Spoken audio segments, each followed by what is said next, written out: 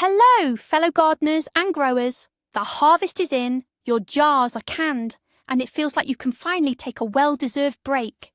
Your greenhouse stands empty, patiently waiting for spring. But right now, in this quiet lull, many gardeners make one crucial, even fatal mistake. It's a mistake that doesn't just jeopardize your next growing season, it turns your greenhouse into a ticking time bomb, poised to explode with diseases and pests. Today, we're going to talk about what you absolutely must not do in your greenhouse after the harvest. And I promise, by the end of this video, you'll look at those empty garden beds in a completely new light. It's autumn now. The exhaustion from a long, busy season is definitely catching up to us. All you want to do is shut the greenhouse door and forget about it until those first warm days return. You might think nature will just take care of everything on its own. You might imagine the frost will kill off all the pests, and any leftover plant matter will simply decompose and turn into rich fertilizer. This is the most common, and arguably the most dangerous misconception out there. Remember, your greenhouse is a unique, self-contained ecosystem, and what you leave behind in it over the winter will become the foundation for your next bountiful harvest, or for a total catastrophe. All right, let's dive straight into the biggest, most widespread mistake. It's a blunder even seasoned gardeners make year after year, sometimes out of sheer exhaustion, sometimes out of simple oversight. I'm talking about leaving plant debris inside your greenhouse. Think tomato vines, cucumber tendrils, pepper stalks, fallen leaves, and even those small, forgotten rotting fruits that roll under the benches. What's the harm, you might wonder? It's just organic matter. It'll break down over winter, become compost, enrich the soil. Sounds logical, doesn't it? On the surface, absolutely. But this seemingly sound logic hides a dangerous trap. The truth is, by letting all that plant waste sit there, you're not making fertilizer for next season. Instead, you're essentially building a 5-star resort for every disease and pest that plagued your plants throughout the growing season. Every yellowed leaf, every stem with a suspicious dark spot. These aren't just bits of trash, they're time capsules of future trouble. They're ticking time bombs lying dormant all winter, just waiting for the first warm days to unleash their full destructive potential. What's the big deal with a few dry leaves? The frost will kill everything off. Many gardeners harbour this thought, but this is a massive misconception. Let's imagine for a moment we're looking at that dormant plant matter under a microscope. What would we find? On every infected leaf and dry stem, you'd see fungal spores lurking. These are the insidious culprits behind blight, leaf mould, powdery mildew, and a host of other nasty plant diseases. Through the winter, protected by this dry plant debris and the top layer of soil, they don't die. Instead, they go dormant, entering a state of suspended animation. They are literally preserved until spring. As soon as the sun starts warming your greenhouse and you begin watering your new seedlings, creating that perfect humid environment, these spores will awaken. They'll awaken hungry and aggressive. Your young, defenseless seedlings will become their first, easiest meal. You won't even have time to celebrate those first true leaves before they're already covered in spots. But fungi are only half the battle. There's a second, equally cunning army eagerly awaiting spring. The pest army. Just think about it. Where do spider mites go? The ones that covered all your cucumbers by late summer. Where do whiteflies disappear to? Those that left your leaves sticky. Do they all just die from the cold? Of course not. They are masters of disguise and survival. And the leftover plant debris you leave in your greenhouse, for them, it's the perfect winter sanctuary. It's both a home and an incubator. It's on these dry stems and in curled up leaves that they lay their microscopic eggs. And in the very top layer of soil, right beneath this blanket of vegetation, their larvae and pupae overwinter. They peacefully sleep all winter, warm and safe, knowing a feast awaits them in the spring. And the main course at this feast, your young and defenceless seedlings. But what about the roots themselves? Some gardeners believe they're being clever. They snip off the foliage or pull out the tops, but leave the roots right there in the soil. Their reasoning is that these roots will decompose, feeding earthworms and enhancing the soil structure. Sounds perfectly natural and beneficial, doesn't it? However, this approach carries a significant hidden risk. It's on these very roots, especially from plants that showed any signs of disease during the season, where the culprits of entirely different yet equally insidious diseases can perfectly overwinter. We're talking about various root rots, fusarium wilt, and other bacterial infections. These are precisely the pathogens that attack the root system. Essentially, by leaving old roots in the soil, you're leaving a potential reservoir of infection right where you plan to plant next. Come spring, when you put in your tender new seedlings, their young roots will immediately encounter this lingering source of trouble. Your plants will start to mysteriously decline and struggle for no apparent reason, and you'll be left scratching your head, wondering if it's too much water, not enough fertilizer, or just bad weather. Meanwhile, the true cause will be lurking unseen, right beneath the surface, on those old roots from the previous season. So, what's the verdict? It's straightforward and absolutely critical. Once the final harvest is collected, your absolute top priority is a total, deep clean. This isn't just tidying up, it's a full-scale sanitation operation. Your objective is to leave absolutely nothing behind in the greenhouse, not a single leaf stem or forgotten piece of produce.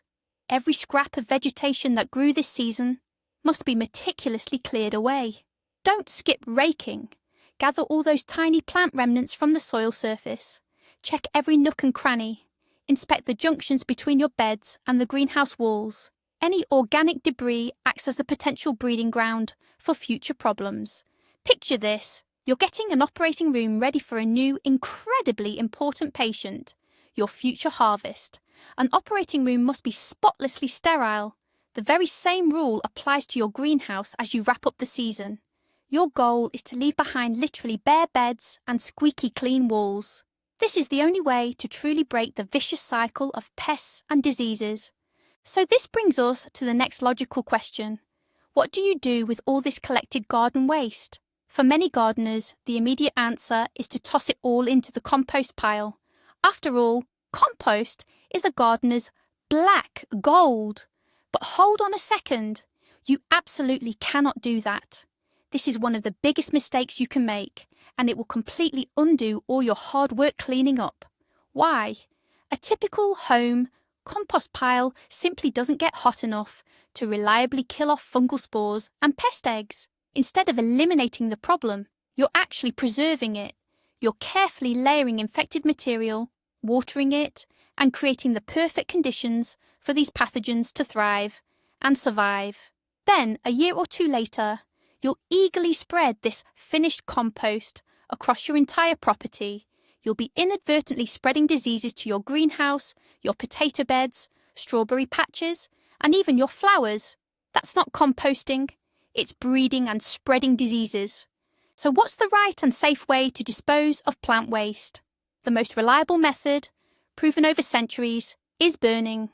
Burning completely destroys all spores, pests, and their eggs, ensuring total sterilisation. After burning, you're left with just a handful of incredibly valuable fertilizer, wood ash, rich in potassium and essential micronutrients. This ash can then be used in the spring to feed your plants, but only in healthy areas of your garden. If burning on your property isn't an option, there's an alternative. Collect all the plant debris in sturdy, heavy-duty garbage bags. Seal them tightly and transport them to an authorised landfill, well away from your and your neighbours' gardens. Yes, this might require some effort, but trust me, it will pay off handsomely.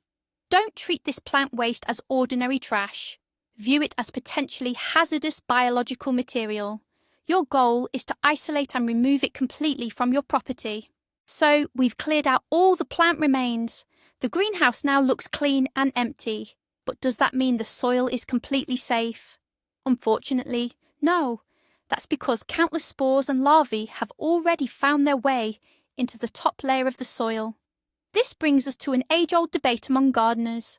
Should you deep dig your soil in the fall or leave it undisturbed?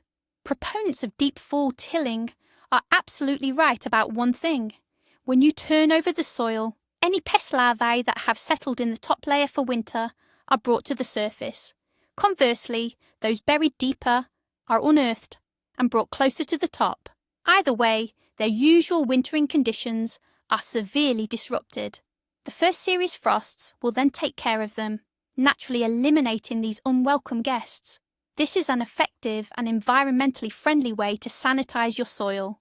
You're literally freezing out the pests and pathogens from your garden beds. Therefore, deep tilling your greenhouse beds for winter isn't just about loosening the soil, it's a vital phytosanitary procedure.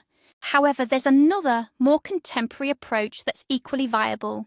This method is particularly appealing to organic gardeners who strive to minimize soil disturbance. Once you've cleared all plant debris, instead of tilling the soil, you can sow your beds with cover crops. These are often referred to as green manures. For autumn sowing in a greenhouse, cold-hardy brassicas like mustard or oilseed radish are excellent choices. So, what are their benefits? Firstly, their robust root systems are fantastic for loosening and improving soil structure. Secondly, and perhaps most importantly, the root exudates of these plants have a powerful antimicrobial effect. They actively suppress the development of many pathogenic fungi and bacteria, thereby effectively healing the soil. You won't even need to cut them back. As the heavy frosts arrive, they will naturally die off, forming a green mulch that will decompose by spring, enriching your soil with precious organic matter. It's a fantastic way to both purify and nourish your soil at the same time. Okay, we've covered the soil. Now let's cast our gaze upwards. What about the greenhouse structure itself? The walls, the ceiling, all those numerous crossbeams, profiles and joints. Do you honestly think they're clean? No chance. Just remember how much dust and grime settled on them over the summer.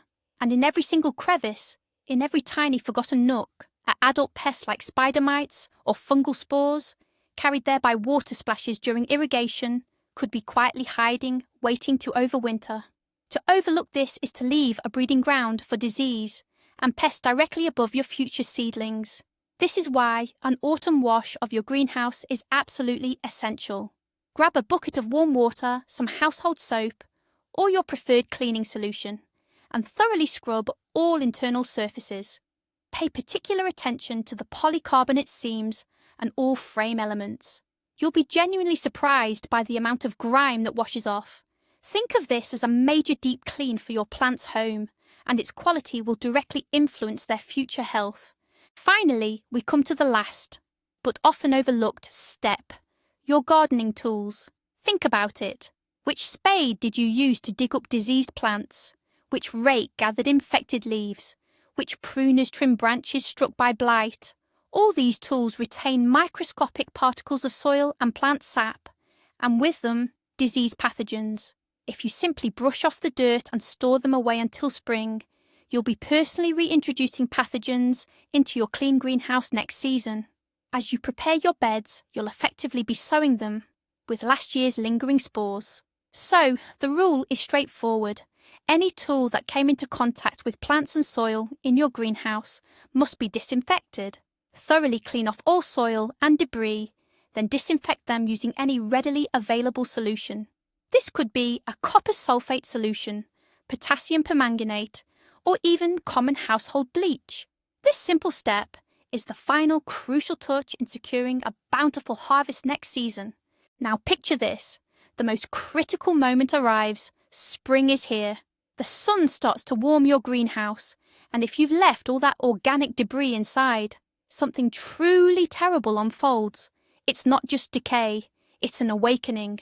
Hundreds of thousands of fungal spores, overwintering spider mite eggs, whitefly larvae, they all receive the signal. It's time! Your greenhouse transforms not into a nurturing home for seedlings, but into an incubator. You plant a tiny, defenseless tomato seedling directly into the epicenter of a looming epidemic. Diseases and pests attack it from day one before it even has a chance to strengthen. This is what truly happens when we neglect to clean our greenhouse in the fall. We're not just leaving behind organic waste, we're preparing a staging ground for the enemy. So remember this key takeaway. Cleaning your greenhouse in the fall isn't just extra work, It's the most crucial step towards a healthy and abundant harvest next year. You're laying the foundation for success right now, not in the spring. Thank you for watching this video until the end. I hope you found it helpful. If so, please don't forget to like this video and subscribe to the channel so you don't miss out on new tips. Now, a question for you. How do you prepare your greenhouse for winter? Do you have your own tried and true methods or secrets? Please share your experience in the comments below. Let's help each other grow the best possible harvest.